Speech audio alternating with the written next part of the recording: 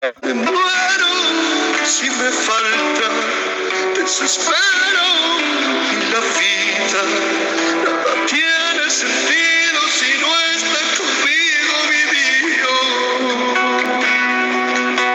No te vayas de mi vida lejana, que me muero si me falta, desespero y la vida nada tiene sentido si no está conmigo mi Dios. Si yo te perdiera, no sé lo que haría, loco me volviera, no sé dónde iría. Solo en este mundo nada me saciaría. Tú eres mi existencia, el centro de mi vida.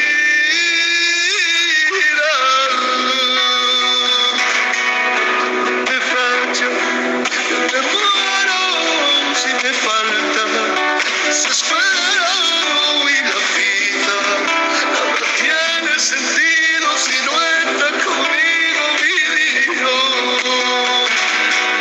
Tú no te vayas de mi vida lejana, que me muero si me falta, desespero y la vida nada tiene sentido si no está conmigo mi Dios.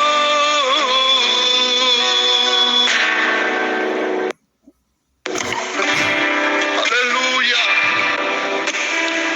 ¿Qué seríamos de ti? ¿Qué seríamos de nosotros, Señor, si nos faltara, Dios mío?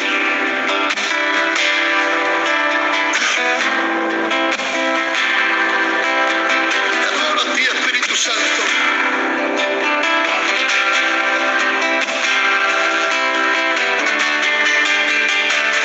Te adoramos a ti.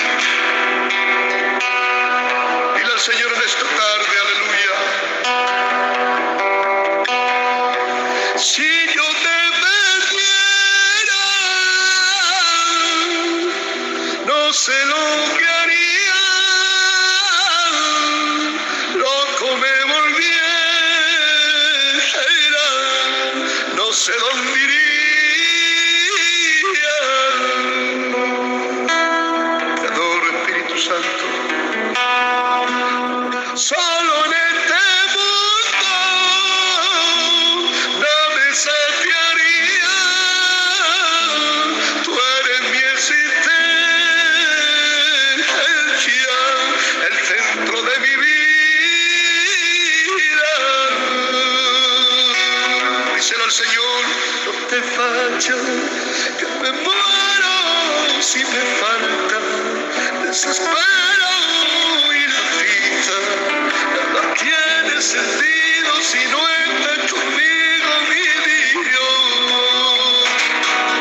Tú no te vayas de mi vida lejana, que me muero si me falta, desespero y la vida nada tiene sentido si no está conmigo mi Dios. No te vayas de mi vida lejana, que me muero si me falta, desespero y la vida nada tiene sentido si no está conmigo mi Dios.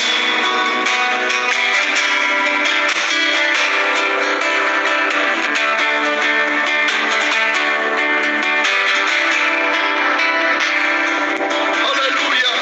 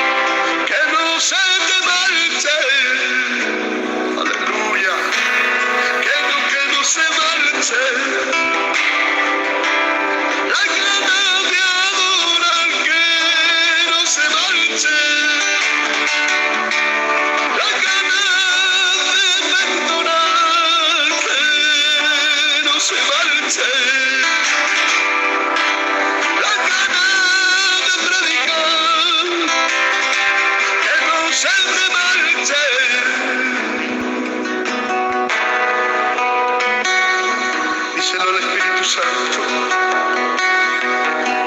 Siente el fuego del Espíritu. Siente el fuego del Espíritu. Siente el fuego del Espíritu de Dios. Siente el fuego del Espíritu. Siente el fuego del Espíritu. Siente el fuego del Espíritu de Dios. ¿Cuántos sienten el fuego del Espíritu Santo en esta tarde? Aleluya. Oh, Lisaray, Espíritu Santo. Díselo al Espíritu Santo en esta tarde. Siento el fuego del Espíritu. Siento el fuego del Espíritu. Siento el fuego del Espíritu de Dios. Aleluya. Siento el fuego del Espíritu. Adoren a Dios unos momentos. Aleluya. Siente el fuego del Espíritu.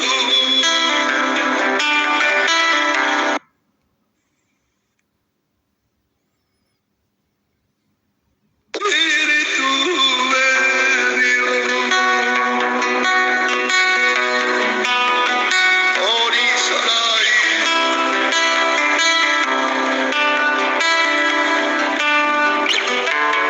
Qué bueno es adorarte a ti, Espíritu Santo.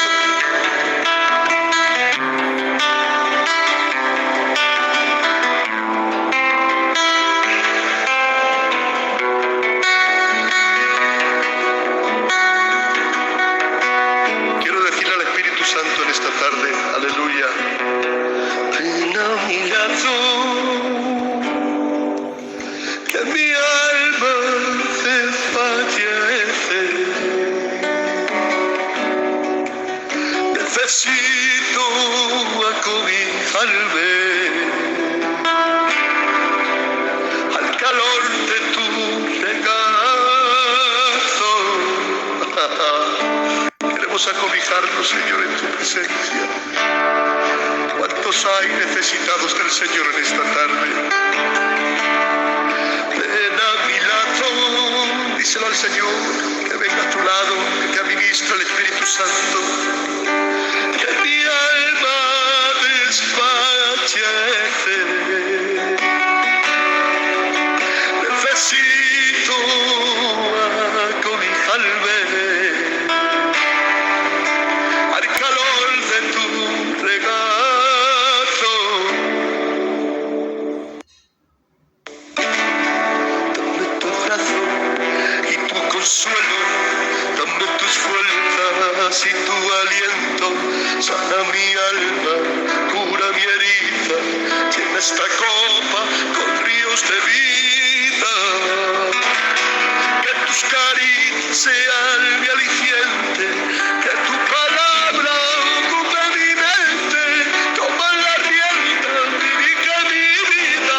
Lleva esta barca por agua tranquila. Te necesito. Díselo al Espíritu Santo. Te necesito. Te necesito. Yo te necesito. Aleluya. Te necesito. Te necesito. Te necesito. Yo te necesito. Te necesitamos, Dios mío, en nuestras casas, en nuestra familia, en nuestros hijos.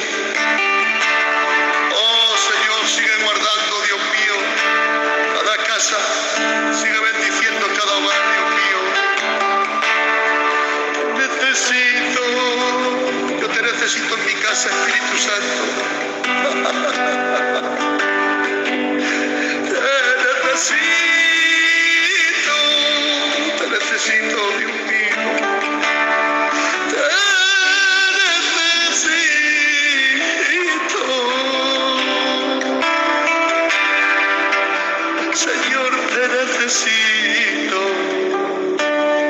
Con mis ojos cerrados, Señor, sigue, Dios mío, ministrando nuestras casas.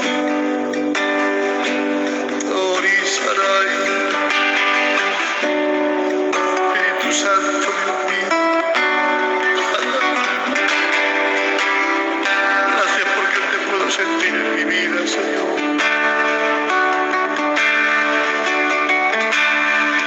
Dame tu abrazo y tu consuelo, dame tus fuerzas y tu aliento, sana mi alma, cura mi herida, llena esta copa con ríos de vida, que tus caricias sean mi aliciente, que tu palabra como mi mente, toma la rienda, dirige mi vida, lleva esta barca por agua tranquila.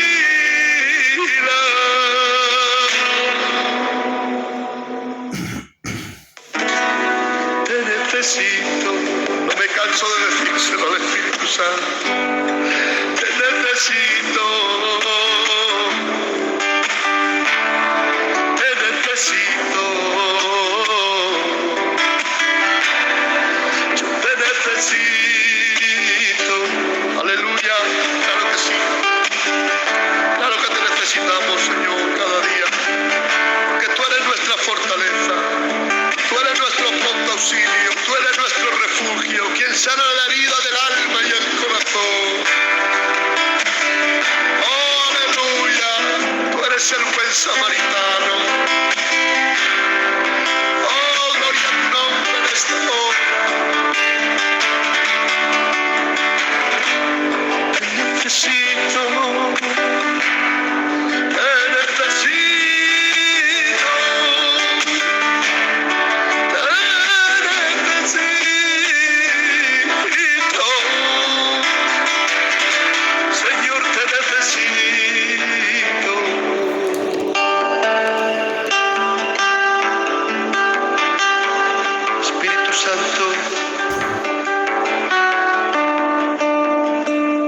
Misericordia, Señor. Ahora en el nombre de Jesús. Sopla.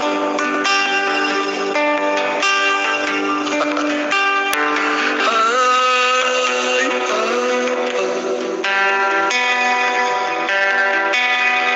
Es tu presencia.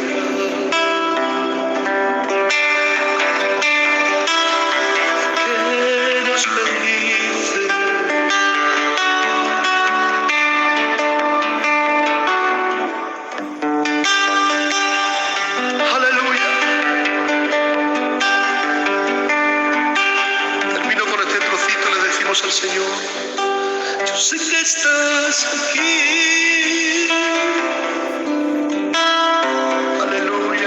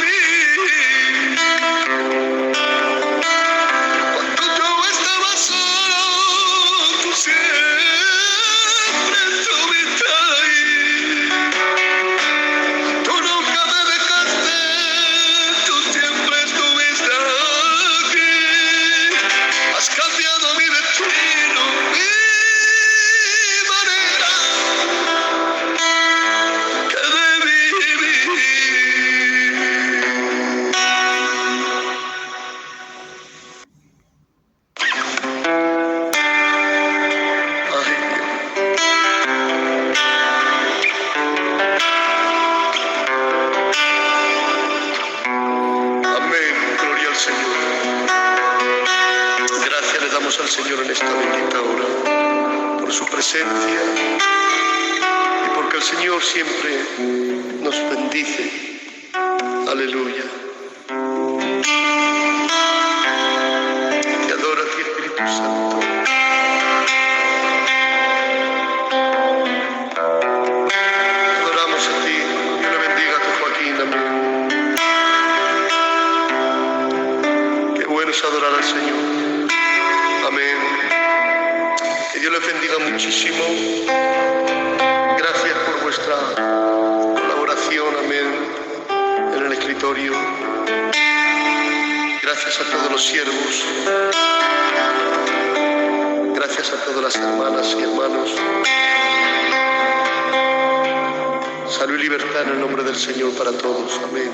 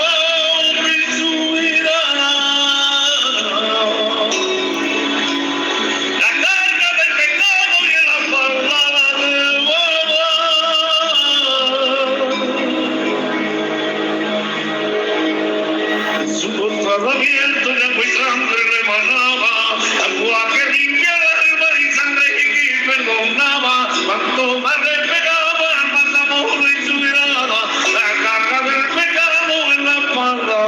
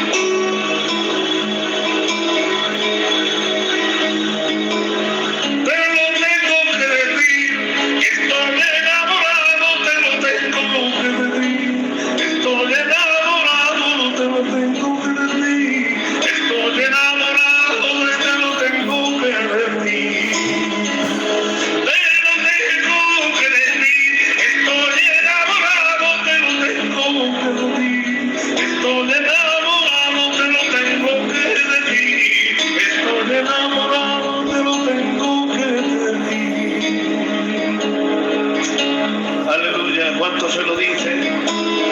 Amén, gloria al Señor.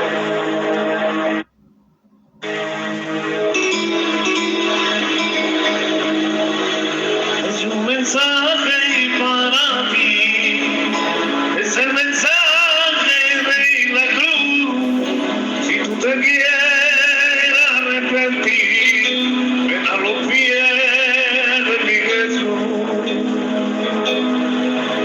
Hay un mensaje para ti, es el mensaje de la cruz. Si tú te quieres arrepentir, ven a los pies de Jesús.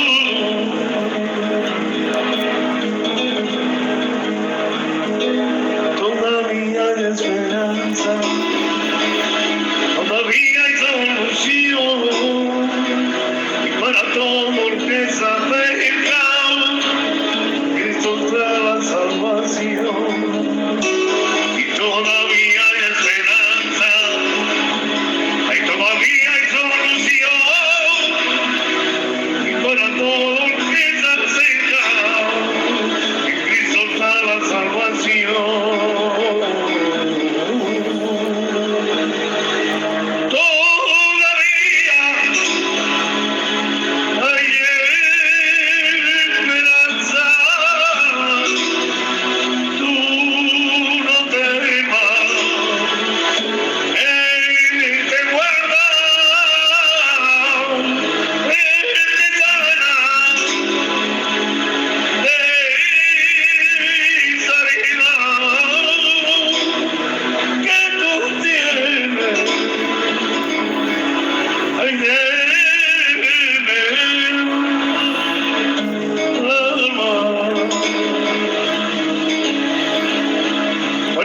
Jesús bendiga, hermanos míos, gloria al Señor. Santo es el Señor. Un abrazo muy fuerte para cada hermano, para cada hermana, y para todos mis compañeros, gloria al Señor de moderación. Y así que Juan, te suelto el micro, gloria al Señor.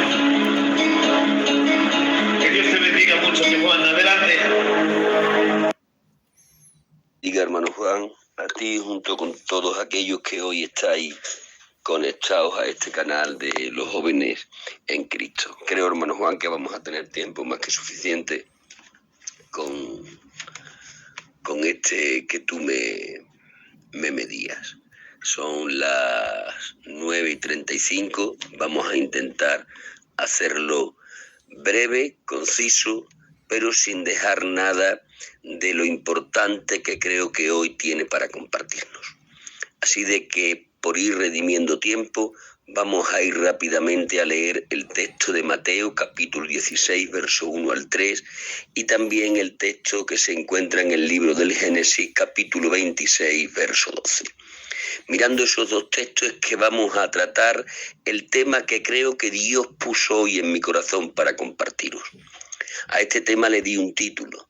De hecho, es un tema que estoy compartiendo cuando tengo oportunidad de hacerlo y Dios lo pone en mi mente y en mi corazón. Y el título que le he dado a este tema que ahora estoy compartiendo es Los tiempos que vivimos, el Dios que tenemos. Ese es el título del tema que con brevedad y de una forma concisa os voy a compartir.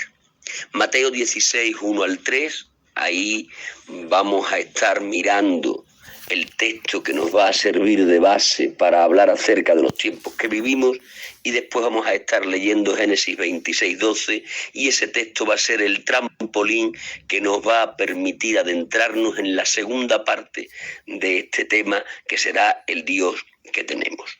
Acompañadme al primero de los textos citados, Mateo 16, 1 hasta el 3. Dice así: Vinieron los fariseos y los saduceos para tentarle, y le pidieron que les mostrase señal del cielo.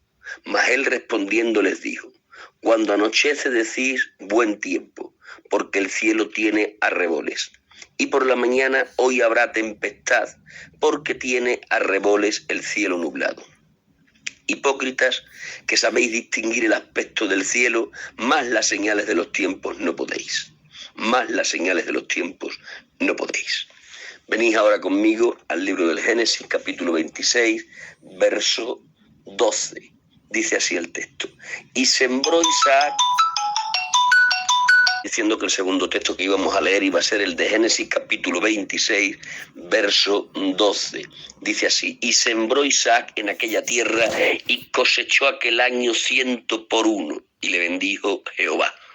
Permitidme leer también el verso 1 de este capítulo 26, porque proyectará un poco más de luz acerca de la importancia que tiene el verso 12. Dice el verso 1: Después hubo hambre en la tierra, además de la primera hambre que hubo en los días de Abraham. Después hubo hambre en la tierra.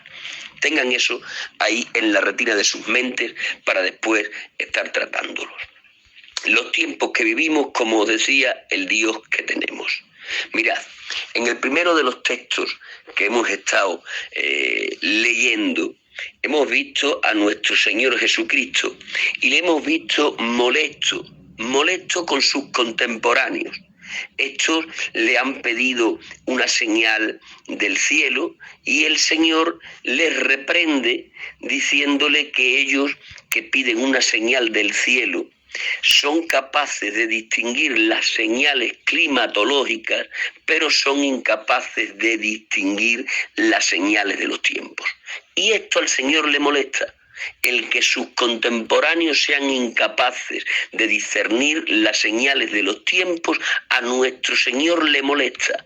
Y le molesta hasta el punto que se dirige a ellos diciéndoles hipócritas. en el sentido de que teniendo la palabra de Dios como la tenían, no eran capaces de interpretarla bien para discernir que el tiempo que estaban viviendo era el tiempo de la primera venida del Mesías. Pero ellos han sido incapaces de interpretar bien la Escritura y por esto no han sido capaces de discernir el tiempo en el que estaban viviendo. Y vuelvo a reiterar, esto ha provocado el enfado de nuestro Señor hasta el punto de llamarles hipócritas. Mirad, siendo inmutable como es nuestro Dios, podremos decir que en Él no hay sombra de variación. Y si podemos decir que en Él no hay sombra de variación porque es inmutable, a la misma vez podremos decir que a Él le molesta hoy lo mismo que ayer le molestaba. Es decir, Dios es el mismo hoy, mañana y por los siglos. Siendo Dios siempre el mismo, podemos decir que a Dios le molesta siempre lo mismo. Si en el pasado le molestó a nuestro Señor que sus contemporáneos no fuesen capaces de discernir el tiempo en el que vivían, bien podríamos decir que en el tiempo actual también al Señor le molesta cuando su pueblo es incapaz de discernir el tiempo en el que está viviendo. Y al hilo de esto, yo quiero compartiros en esta noche de que es sumamente importante que nosotros seamos capaces de conocer el tiempo en el que estamos viviendo. Y para conocer el tiempo en el que estamos viviendo tendremos que interpretar las señales que estos tiempos nos están dando. Mirad, antes de entrar a mirar a las señales que nos están rodeando y que nos están diciendo que el Señor viene pronto, antes de entrar a esas señales, dejadme deciros que cuando un pueblo es incapaz de discernir los tiempos en los que vive, ese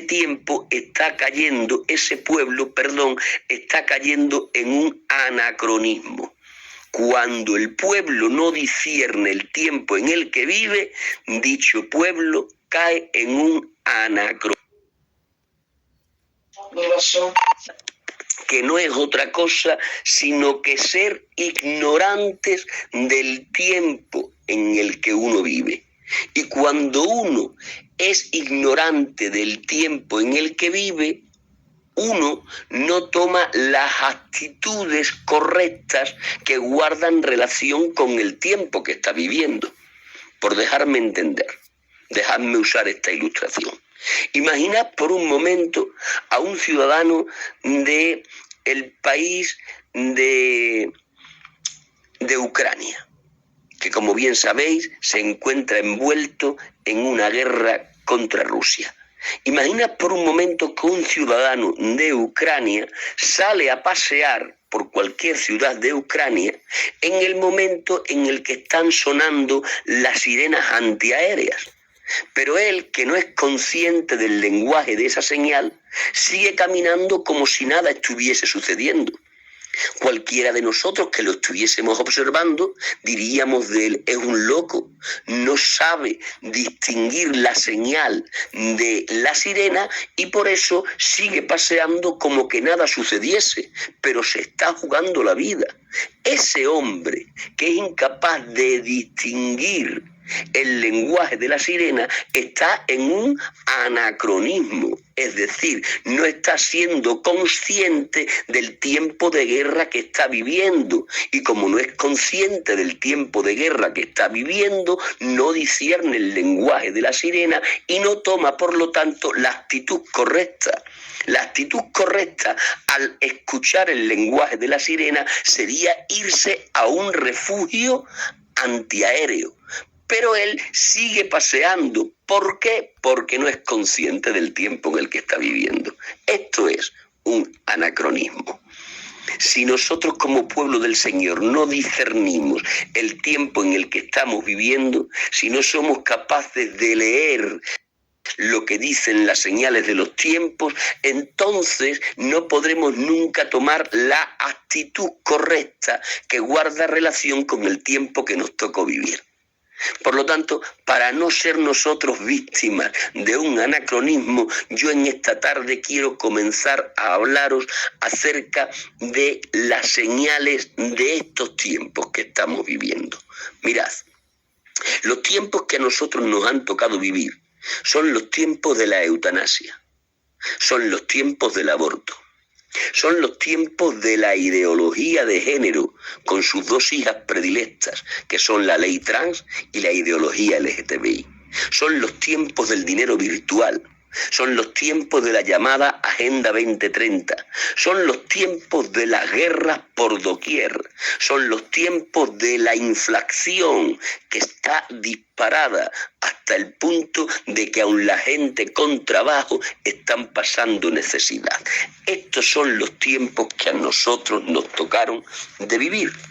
Y cada una de estas circunstancias que yo he enumerado, cada una de las circunstancias que yo he citado, eutanasia, aborto, ideología de género, dinero virtual, Agenda 2030, guerras por doquier, inflación disparada, cada una de estas circunstancias, créanme cuando os digo que son señales de los tiempos que nos están hablando, y el mensaje que cada una de ellas y todas en su conjunto nos están dando es que el Señor se encuentra cerca. Vamos a mirar, decía, a cada una de estas circunstancias a la luz del lenguaje profético. Y será la luz del lenguaje profético la que nos permitirá distinguir en cada una de estas circunstancias una señal de los tiempos que nos advierten que el Señor está próximo en su regreso. Comencemos por las señales de la eutanasia y del aborto. La eutanasia y el aborto son dos leyes que hoy día están vigentes en prácticamente la totalidad del mundo, y tanto la una como la otra tienen una relación estrecha con el lenguaje profético. Mirad, la eutanasia no es otra cosa que la ley que permite quitar la vida a los enfermos terminales, sencillamente porque no son productivos. Alguien podría decir, a un enfermo terminal lo que hay que hacerle es darle cuidados paliativos. Pero los cuidados paliativos cuestan un dinero que es amplio para las arcas de los gobiernos. Es por eso que los gobiernos, en vez de dar cuidados paliativos a aquellos que tienen enfermedades incurables, se ahorran dinero diciendo a estos lo que hay que darle es la eutanasia. Y disfrazan ese asesinato diciendo que es darles una muerte digna. La eutanasia es un asesinato legal que los gobiernos disfrazan con el lenguaje de una muerte digna para no gastar dinero en cuidados paliativos. Pero si dejamos la eutanasia y miramos el aborto, estaríamos diciendo que también va en la misma dirección. Es una señal que nos habla de hacer de la muerte algo aceptado en la sociedad. Porque si la eutanasia mata a aquellos que tienen enfermedades incurables, el aborto lo que hace es matar a aquellos que todavía no vieron la luz de este mundo, pero que ya tienen vida en el vientre de sus mamás. Ya sabéis que el aborto está legalizado, por desgracia, en nuestro país, por poner un ejemplo, desde hace ya muchos años. Pero últimamente le han dado una vuelta más de tuerca a la ley del aborto. Y actualmente en España se puede abortar teniendo la edad de 16, 17 años y sin tan siquiera consultar con los padres para hacerlo. De hecho, se puede abortar hasta las 14 semanas de gestación. Es decir, que en nuestro país una niña, porque es una niña, con 16 años, con un estado de bienaventuranza de 14 semanas, puede abortar sin tener una razón y sin contar con sus padres. Tanto la eutanasia como el aborto son realmente dar legalidad a un espíritu de muerte en nuestra sociedad. Y alguien me preguntará, ¿y qué tiene que ver esto con el lenguaje profético? Y yo diré mucho, en gran manera. Y cuando veamos este espíritu de muerte legalizado en la eutanasia y en el aborto a la luz del lenguaje profético, entenderemos que tanto la ley de la eutanasia como la ley del aborto son señales de estos tiempos que nos están hablando de la cercanía del regreso de nuestro Señor. Mirad, si nosotros miramos Apocalipsis en el capítulo 6, encontraremos los famosísimos 4 jinetes del Apocalipsis. Y cuando miramos a esos 4 jinetes y observamos los nombres que tienen, hay uno de ellos que aparece con el nombre de muerte. Y esto nos está dando a entender que en el final de los tiempos, ya que es bien sabido por todos vosotros que el contexto cronológico de Apocalipsis capítulo 6 es el final de los tiempos, en ese final de los tiempos habrá un jinete montado en un caballo al que se le llama muerte, dándonos a entender que en esos últimos tiempos habrá un espíritu de muerte aposentado en la sociedad como nunca antes lo hayamos tenido. Eso que veremos en el final de los tiempos de una forma plena, hoy en nuestros tiempos lo estamos viendo en su germen. El germen está naciendo hoy. La plenitud de dicho germen estará en el final de los tiempos. Pero si en el final de los tiempos hay un espíritu de muerte aposentado plenamente en la sociedad y hoy estamos viendo cómo ese espíritu de muerte se está haciendo ley en nuestra sociedad, estaremos diciendo que lo que hoy vemos en germen es lo que entonces se verá de forma plena. Y el ver en germen hoy de lo que en el final de los tiempos aparecerá de forma plena nos tiene que alertar. Nos tiene que alertar porque nos está diciendo esta señal plasmada en la eutanasia y en el aborto que el regreso del Señor se encuentra cerca. Pero saltando de la eutanasia rápidamente y del aborto, podríamos entrar en otra señal de los tiempos, que es la ideología de género. La ideología de género, como su propio nombre indica, es una ideología que hoy se está haciendo realidad en todas las mentes de nuestra sociedad. La ideología de género tiene 2 hijas predilectas, que son la ley trans y lo que es la ideología LGTBI. La ley trans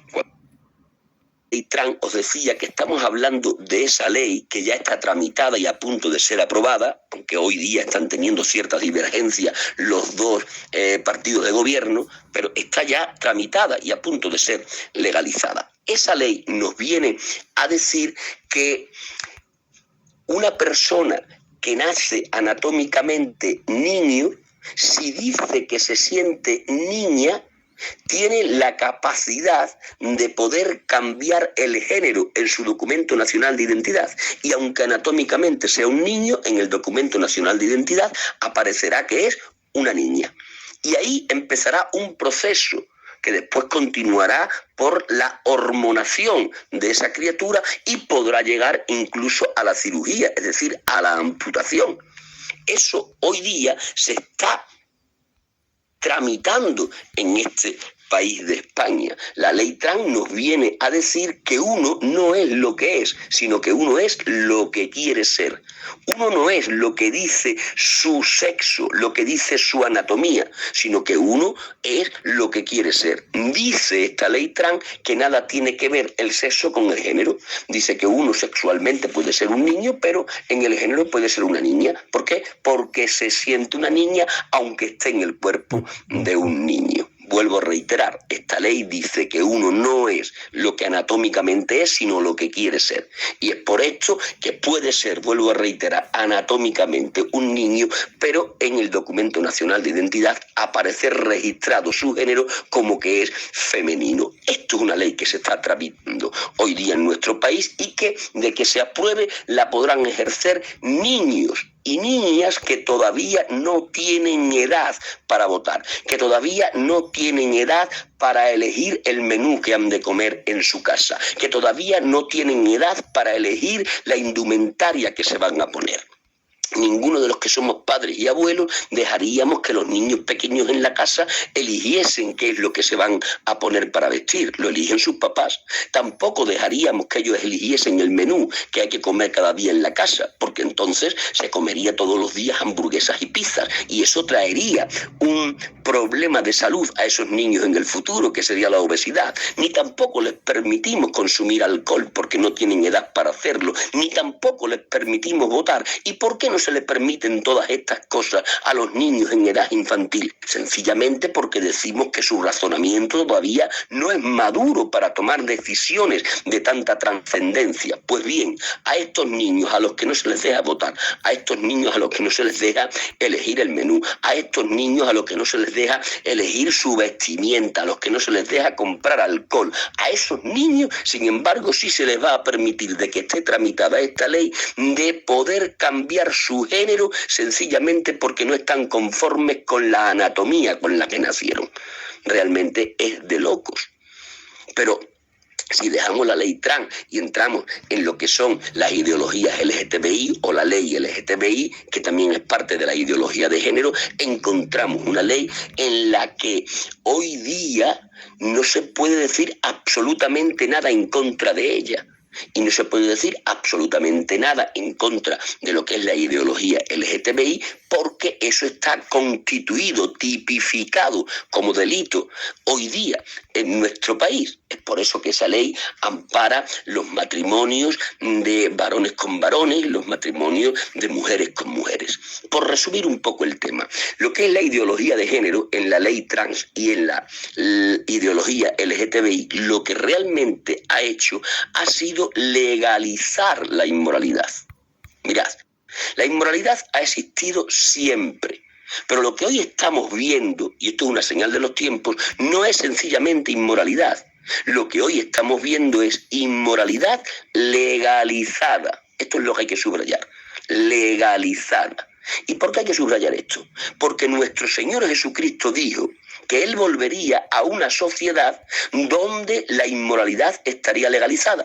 Este es el lenguaje profético que hace que la ley trans y la ideología LGTBI sean señales de los tiempos. Mirad lo que dijo nuestro Señor. Hablando en términos proféticos, nuestro Señor dijo que cuando Él regresase a la tierra, regresaría a una sociedad que sería semejante a la sociedad de Sodoma y Gomorra y a la sociedad de Noé. Como en los tiempos de Sodoma y Gomorra, así lo dijo nuestro Señor, como en los tiempos de Noé, así será la sociedad de mi regreso. El Señor Jesús habló de dos sociedades concretas que serían parecidas a la sociedad a la que Él volvería.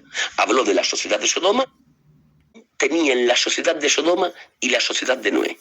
Averiguando el denominador común de estas dos sociedades, podremos saber cuál será el apelativo imprescindible que tendrá la sociedad a la que volverá nuestro Señor.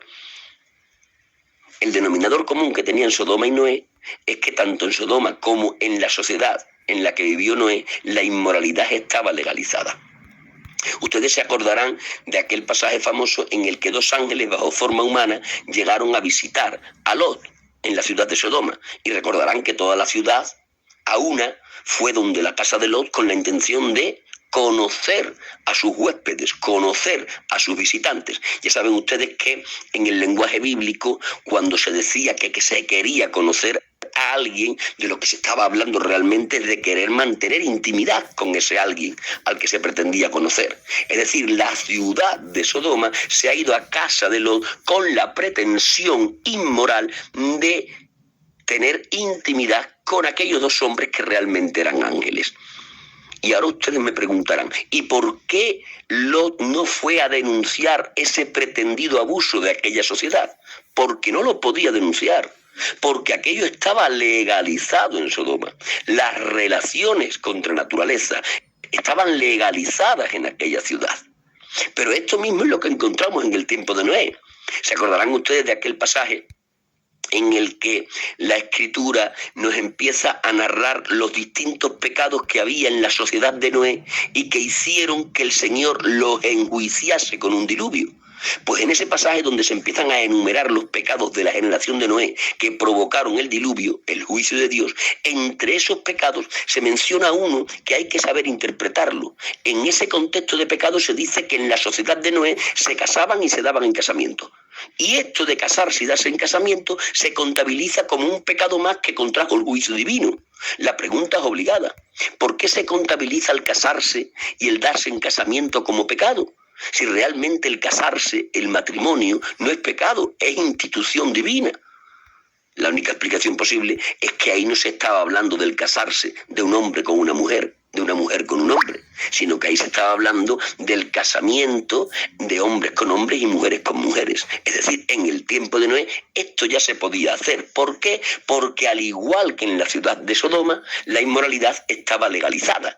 Y nuestro Señor Jesucristo dijo, como en los tiempos de Noé, como en los tiempos de Sodoma, así será la sociedad a la que yo regrese.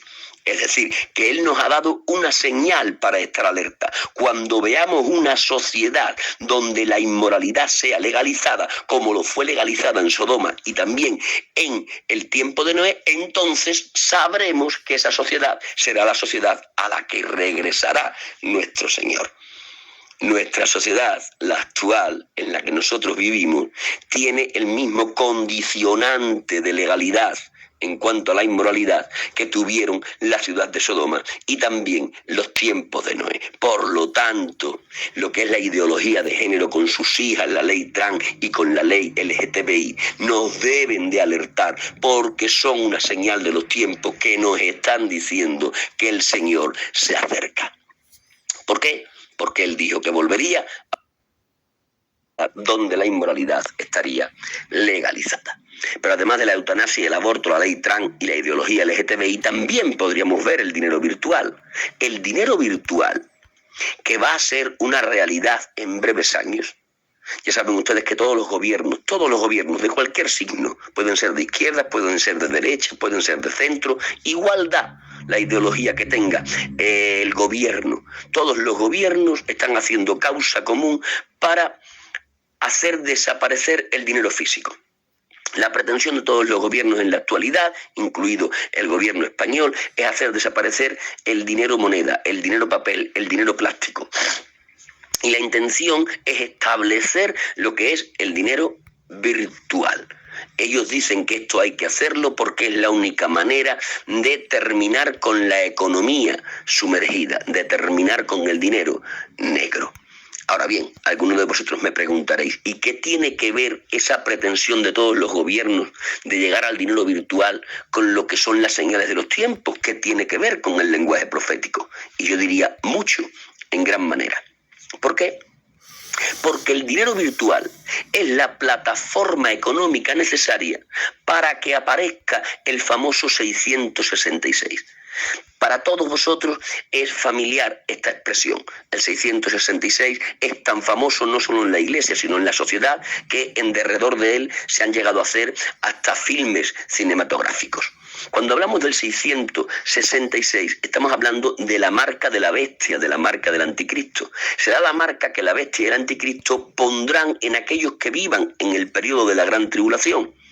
Y les pondrán esa marca para que sean adoradores de la bestia. Y si no se quieren marcar con ese número, entonces estarán prohibidos, aquellos que no se sellen con ese número, tendrán prohibido el poder comprar y el poder vender. Notad bien, los que lleven esa marca tendrán que adorar a la bestia, pero si no se la ponen, la contraprestación negativa que tendrán será que no podrán comprar ni vender.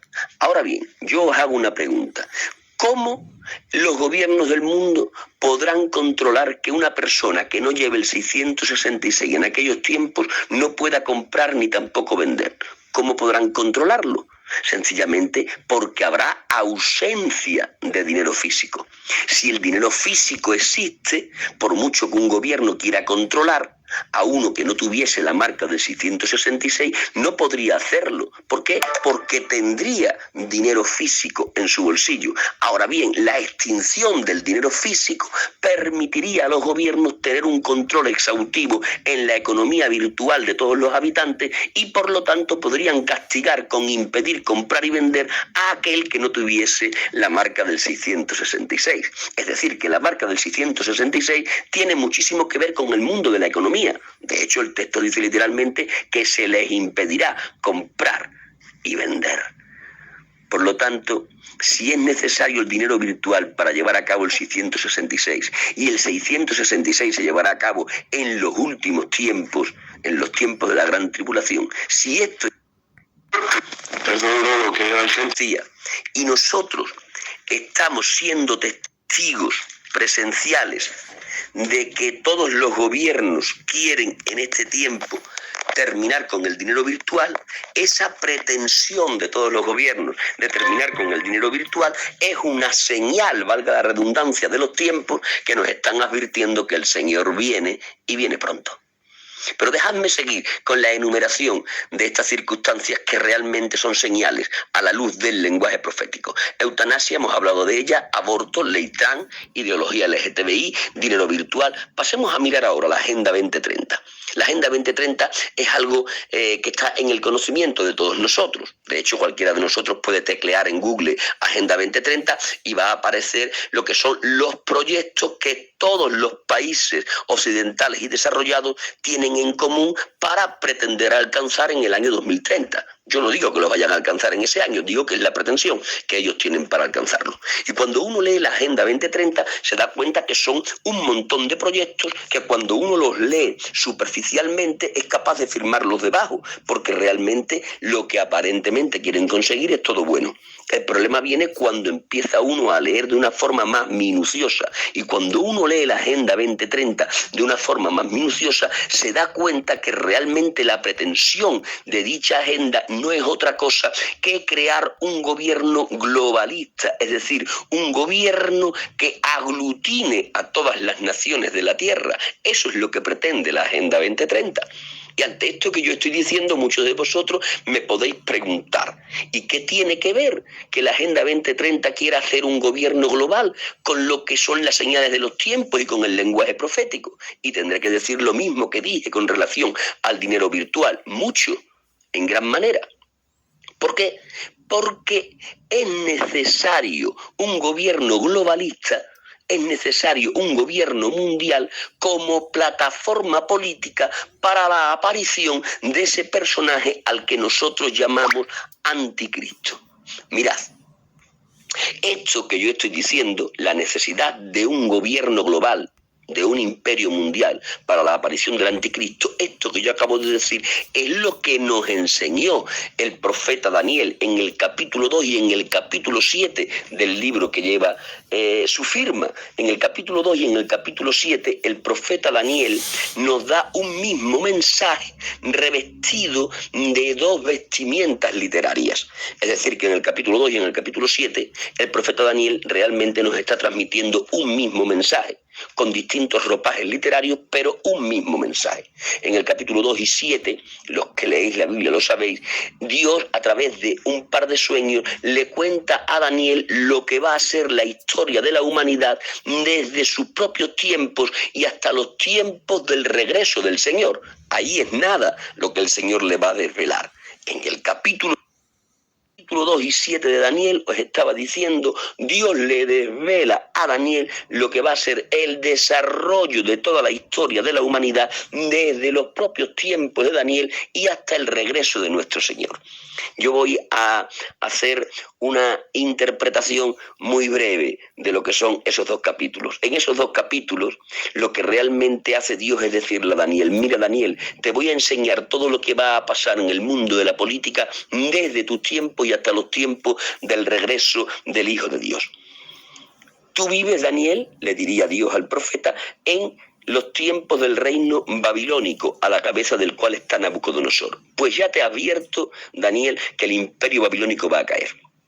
Y después se va a levantar el imperio medo-persa. Pero escucha bien, Daniel, el imperio medo-persa también caerá. Y en su lugar se levantará el imperio griego. Pero escúchame bien, Daniel, el imperio griego también caerá.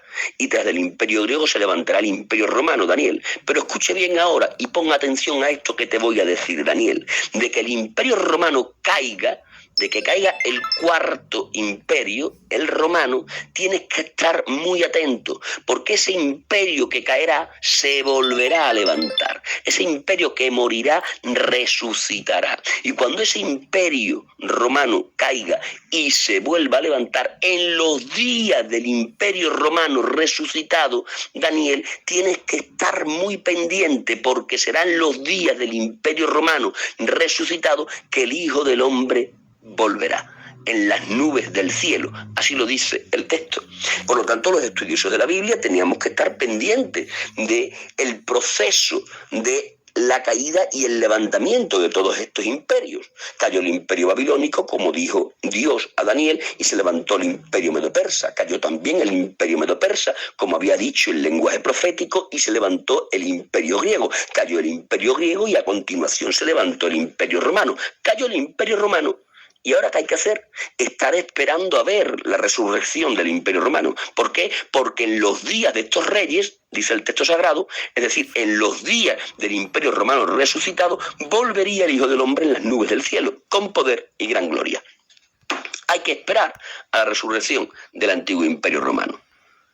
Si alguien me preguntase, ¿ya se dio la resurrección del antiguo Imperio Romano? Yo diría, ya comenzó la resurrección del antiguo Imperio Romano, que se completará cuando la Agenda 2030 se consume.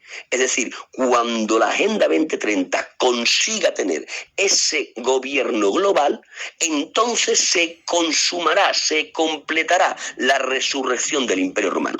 La resurrección del Imperio Romano comenzó en el 1948 y se completará cuando la Agenda 2030 consiga sus objetivos. Mirad, por hablarles del comienzo de la resurrección del antiguo Imperio Romano, que a nosotros tanto nos interesa como señal de los tiempos. Como os he dicho, el antiguo Imperio Romano comenzó a resucitar en el 1948. Ya sabéis vosotros que eso fue después de la Segunda Guerra Mundial. Cuando la Segunda Guerra Mundial concluye, las Naciones Unidas lanzan lo que es un ideario para combatir a lo que fue el fascismo y el comunismo. El fascismo y el comunismo trajeron la Primera y la Segunda Guerra Mundial. Y ahora Naciones Unidas, para que no se vuelva a repetir una guerra mundial como las dos que habían vivido, decide lanzar una idea nueva a la sociedad de aquel tiempo. Y la idea nueva que lanzan es la idea de la globalización. ¿Qué enseñaba la globalización o qué enseña la globalización? La globalización enseñaba y enseña que los países tienen que tener una intercomunicación entre ellos y además tienen que tener un intercambio de materias primas. ¿Para qué? Para hacer un mundo más cercano y mejor. Eso que el romano había hecho. Los estudiosos de la historia recuerdan que cuando el Imperio Romano conquistaba un país, no lo destruía, conquistaba el país y después de esto, ¿qué hacía? Hacía que ese país se convirtiese en una región que pasaba a sumarse al Imperio Romano. Es decir, cuando los romanos conquistaron España o conquistaron Grecia o conquistaron Francia, que entonces se llamaba la Galia, cuando conquistaron cualquier parte de la que conquistaron, llegaban al país, le vencían en la guerra y después de esto le invitaban a que pasase a ser una provincia más del imperio. Y a partir de ahí empezaba el intercambio de materias primas. Lo que quiero decir con mucha rapidez es que el espíritu de la globalización o la idea de la globalización fue una idea nacida en el antiguo Imperio Romano. Cuando nosotros en el 1948 vemos volver a aparecer en la historia de la humanidad la idea de la globalización, lo que realmente estábamos viendo era el resurgir del espíritu de Roma. Es por eso que digo que Roma comienza a resucitar en el 1948. Pero esa Roma que empezó a resucitar en el 1948 no completará su resurrección hasta que la Agenda 2030 consiga su objetivo, que no será otro que hacer que la globalización acabe en un globalismo, es decir, en un imperio mundial. Y cuando eso esté terminado, el escenario político será el preciso para que aparezca esa figura que nosotros conocemos bajo el nombre de el anticristo. Por lo tanto, tengo que decirles hoy que la Agenda 2030, que está empezando a funcionar en mitad de nuestros tiempos, es otra señal, valga la redundancia, de los tiempos que nos advierten de la proximidad del regreso de nuestro Señor. Podría hablarles después de eutanasia, aborto, ley trans, ideología LGTBI, dinero virtual, Agenda 2030, podría hablarles de las guerras. Podría hablarles de la guerra de Ucrania, que es la más famosa que tenemos hoy día, pero podría hablarles también del peligro que hay en Kosovo, que se pueden reeditar las guerras de lo que fueron los Balcanes, pero podríamos hablar del riesgo que hay en Taiwán con China, pero podríamos hablar de los conflictos que está habiendo con Corea del Norte y con Corea del Sur. Y cuando vemos todas esas guerras y rumores de guerra, nos tenemos que acordar de Mateo capítulo 24, donde dijo el lenguaje profético: cuando oigáis de guerra y de rumores de guerra, entonces sabéis que el tiempo del fin está cerca. Pero después de todo esto también podríamos hablar de la inflación que hoy día hay, que está haciendo subir a los precios, pero no a los sueldos. Nos está llevando a que aun gente que hoy día está trabajando no alcanza a llegar a fin de mes. Hay gente que tiene trabajo, que están asegurados y que sin embargo pasan necesidades. Eso tiene sintonía con lo que dice el libro de Apocalipsis que ocurrirá en el final de los tiempos. El libro de Apocalipsis dice que en el final de los tiempos un hombre trabajará durante todo un día y lo que ganará no le bastará más que para comprar una barra de pan. Noten ustedes la inflación que habla en el final de los tiempos. Pues bien, hoy comienzo de lo que allí veremos en plenitud. Por lo tanto, teniendo en cuenta todo esto, estoy yendo demasiado ligero, teniendo en cuenta todo esto que está ocurriendo, teniendo en cuenta estas circunstancias llamadas eutanasia, aborto, ley trans, ideología LGTBI, dinero virtual, Agenda 2030, guerras y rumores de guerra, inflación disparada. Cuando estamos viendo todo esto, estas circunstancias tenemos que mirarlas a la luz del lenguaje profético. Y cuando las miramos a la luz del lenguaje profético, nos damos cuenta que cada una de estas circunstancias son señales de los tiempos que nos están advirtiendo de la proximidad del regreso de nuestro Señor. Es decir, cada una de estas circunstancias nos están alertando del final de los tiempos. Este es el tiempo en el que estamos viviendo, queridos hermanos. Este es el difícil tiempo en el que estamos viviendo. Pero mirad, por no dejaros sencillamente con alerta en el corazón, por no dejaros sencillamente con temor en vuestra alma, dejadme hablaros brevemente de la segunda parte del mensaje. Lo voy a hacer muy breve para dar plaza al hermano Juan. Si estos son los tiempos que estamos viviendo, es decir, los tiempos de las señales que nos advierten del regreso del Señor, si estos son los tiempos que estamos viviendo, tendré que hablaros también del Dios que tenemos en estos tiempos. Y el Dios que tenemos en estos tiempos es el Dios de siempre y sigue estando con nosotros. Y para hablarles del Dios que tenemos, tengo que remontarme al capítulo 26 de Génesis, verso 12. Ahí hemos leído que Isaac, el hijo de Abraham, ha tenido una cosecha del 100 por 1. Es decir, cada semilla que sembró le dio una producción de 100. Eso es algo realmente extraordinario en el mundo de la agricultura. Hacer una siembra y cosechar al 100 por 1, eso es algo realmente súper mega extraordinario en el mundo de la agricultura. Pero cuando eso se produce en un contexto de hambre, recordad que el verso 1 del capítulo 26 dice que en aquel tiempo había hambre en la tierra. Si esto de cosechar al 100 por 1 es algo excepcional en tiempos de bonanza, cuando cosechar al 100 por 1 se da en tiempos de hambre, entonces ya no es algo excepcional, es algo milagroso.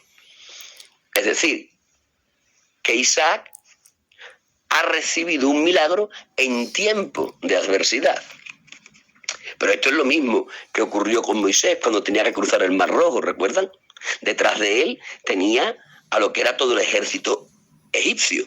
¿Y a qué venía el ejército egipcio? A exterminar a Israel. ¿Y qué ocurre? Que en el momento de mayor dificultad, Moisés habla con Dios y Dios le dice que va a abrir el mar. Y entonces Dios hace un milagro, abre el mar y el pueblo pasa como en seco y el ejército de Faraón se ahoga en las mismas aguas que sirvieron para salvar al pueblo de Israel. Es decir, otra vez en un tiempo de extremada dificultad aparece el milagro de Dios. Pero esto es lo mismo que pasó en aquel episodio famoso de David y Goliat.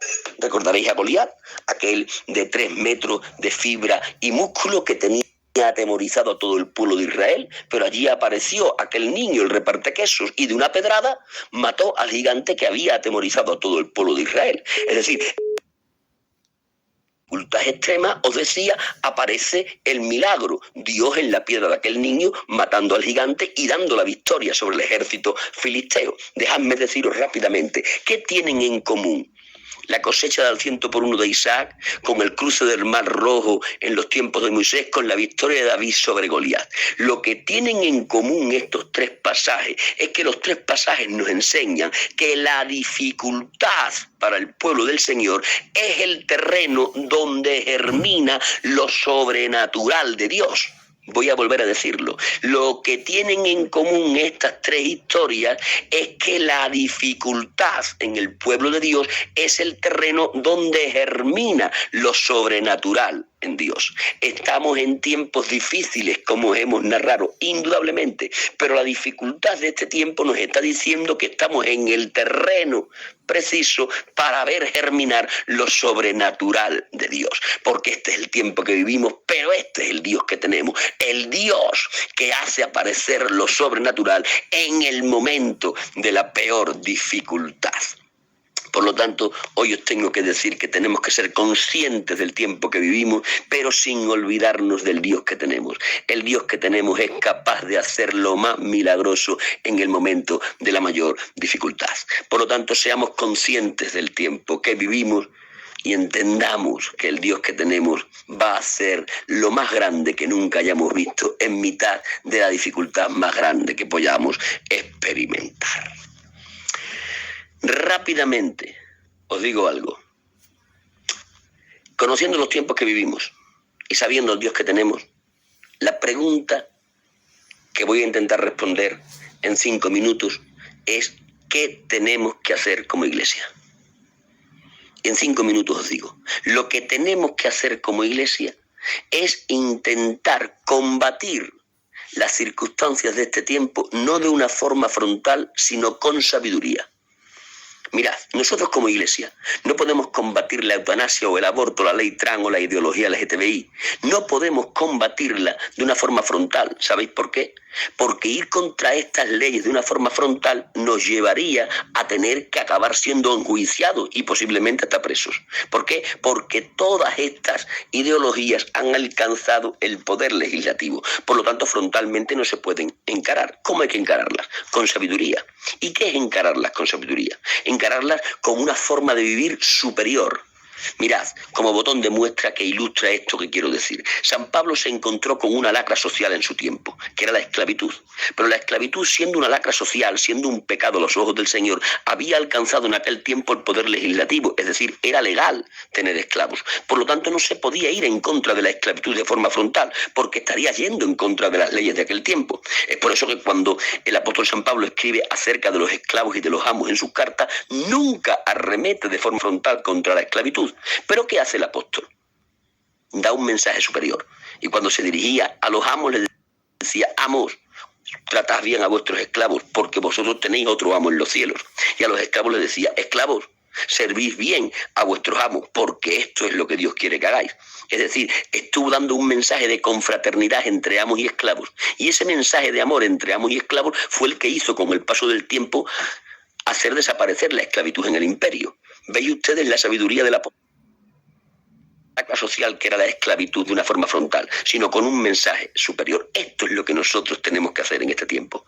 Nosotros en este tiempo más que nunca tenemos que incrementar nuestra intimidad con Dios. Nadie podrá saber lo que tiene que hacer en Dios si no conoce al Dios que le mandará a hacer. Pero después de incrementar nuestra intimidad con Dios, orando en este tiempo más que nunca y ayunando en este tiempo más que nunca y invirtiendo noches enteras delante del Señor más que nunca, tenemos que cuidar a nuestra familia. Hoy día, el mundo en el que vivimos quiere extinguir la familia y nosotros más que nunca tenemos que potenciar los cultos familiares, cuidando a nuestras compañeras, a nuestros hijos, a nuestros nietos, inyectando más que nunca en la familia la savia de la palabra del Señor. Pero además de cuidar nuestra intimidad y nuestra familia, tenemos que esforzarnos más que nunca por evangelizar en nuestros pequeños micromundos, llevando el mensaje del Señor a todos aquellos que estén a nuestro alcance, con la prudencia que lo tenemos que llevar. Pero además de esto, y más que nunca, tenemos que interceder por los que se pierden. Pero además de esto, y más que nunca, tenemos que leer la palabra para llenar nuestra mente y saturarla de la palabra del Señor. Pero además de esto, tenemos que incrementar en nuestras iglesias la obra social para atender a los necesitados. Y de esta manera estaremos trabajando con sabiduría para saber sobrevivir en este tiempo, para combatirlo en espera del regreso de nuestro Señor. Necesitaría muchísimo tiempo para poder desgranarles esto, pero estamos en la I-24 y prometimos entregarle el micro al hermano Juan a la I-25. Espero que el Espíritu Santo pueda estar operando a través de estas breves palabras que les compartí, a fin de que seamos conscientes de los tiempos que vivimos sin olvidar el Dios que tenemos. Dios os bendiga muchísimo. Hermano Juan, adelante. Gracias por permitirme estar con vosotros. Amén y amén a la palabra.